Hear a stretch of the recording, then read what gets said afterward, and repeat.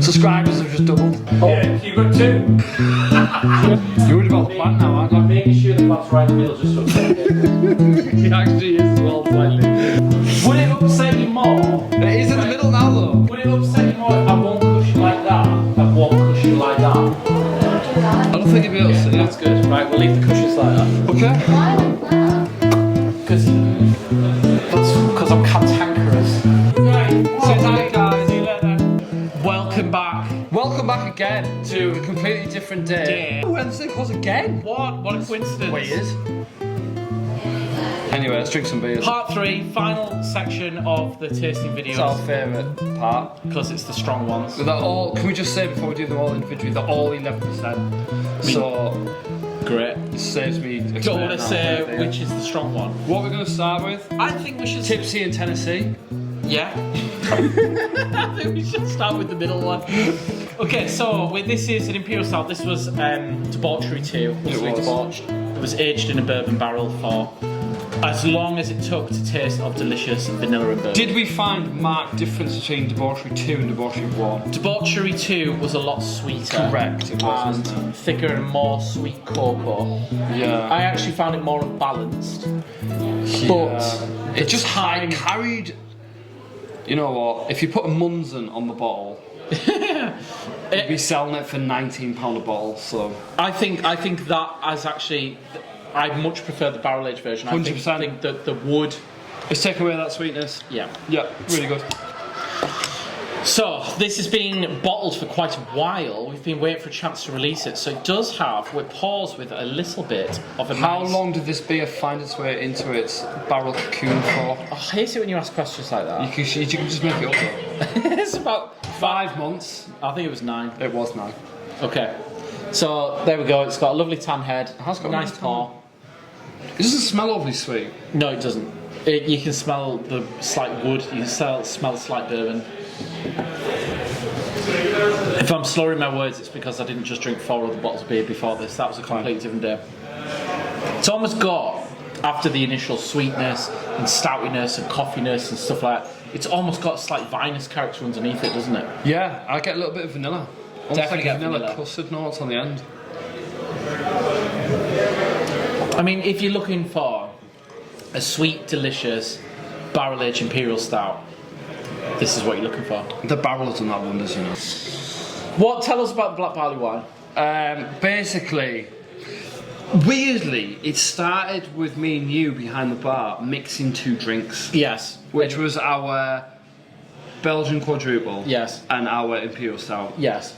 And we really liked it. Yeah. I started reading articles that actually Black Barley wine is a thing in America, and there's multiple ways they make it. They will age a barley wine in a barrel which had an Imperial Stout in to pick up a load of dark Imperial flavours. Yeah. Or they will blend 2 beers. Yeah. Or they will brew a beer which is kind of somewhere between a Black Barley wine and Imperial Stout, which is what we did. So this is kind of like a complete mix between Imperial Stout, barley wine, quadruple. Yeah. I mean, this is... And we threw them together. This has been fermented with a Belgian yeast. I mean, this will probably pick up a bit more carb, but... Are we right in saying this is our, like, kind of new favourite beer style? I love it. And the reason I love it is because it's more balanced than an Imperial Stout. It's more balanced than barley wine. It's not sweet. What are you getting? What are you getting on the nose there? Because it's not that in-your-face chocolate raushness of the Imperial Stout we've just had. No, I get a slight... That's completely muted, really. I get a slight coconut on the aroma. And toffee? I get toffee, and I get like burnt sugar. And that's coming from the barley wine quadruple side, isn't it? Quite dry on the finish? It is dry on the finish, and it has a slight savoury, tobacco-y note to it. Yeah, it does indeed. Which makes it far less cloying than the Imperial Stout. A little bit of licorice. It's got a nice bitterness to it. It's ultimately, it's so much more drinkable than Imperial Stout. But it's also so much more drinkable than a barley wine and quadruple because of the dark roasty notes just help it along a little bit. They just stop that sweet sugary and just allow it. It doesn't have the full viscosity of an Imperial Stout either, does it? No. But it's got more viscosity to it than the barley wines and quadruples. This is dangerous. It's dangerous. This disappears surprisingly fast. It's dangerous. Is it? Are we allowed? Am I allowed to say that we've put some in some barrels? Yes. Well, because the fellowship voted Yeah. on which barrels to age this away in. And it's currently sleeping away in these barrels. We also put it in some bonus barrels, which they don't know We about. bonus barreled it. Bonus barreled it. It's fair to say that this beer has found its way into more barrels than any other beer we've ever brewed. Yeah, and that what's going to be incredible is tasting this beer alongside the barrel aged versions. What's the first barrel we put it in? Do you remember? We put it in a dark rum barrel. That was the second. The first That's the first. was the Speyside Imperial was it the Stout first barrel. one? Of course it was. The same day Yeah. we bottled this Took beer. that out and put that in. So this was the first choice the fellowship had to make, was which Scotch barrel aged Imperial Stout do you want to see? This is relatively young for an Imperial Stout. It could be aged for months, years. It's not going to live that long in Is our it house. fair to say though that they've chosen very wisely with the barrel? I mean, Well, I we've love tasted this. I love both of them. I love the Lowlands. I slightly prefer the Lowland, but I think this is incredible.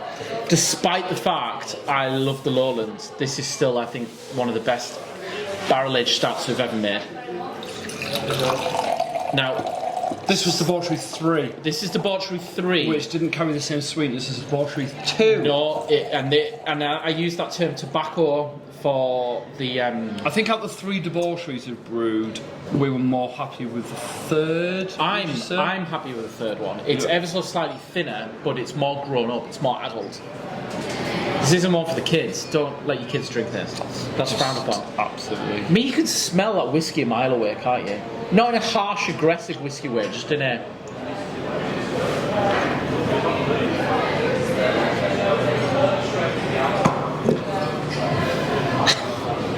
You can probably tell there by the short moment that we just had how delicious we think this beer is.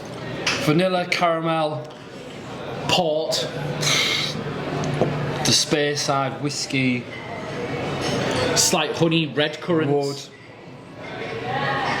chocolate. Thanks, guys. Anyway, so it's really nice. Isn't it? I don't think anything more needs to be said. Thanks for watching all 3 tasting videos, and if you haven't subscribed to the fellowship, do so you can drink beers like this and have little moments like this.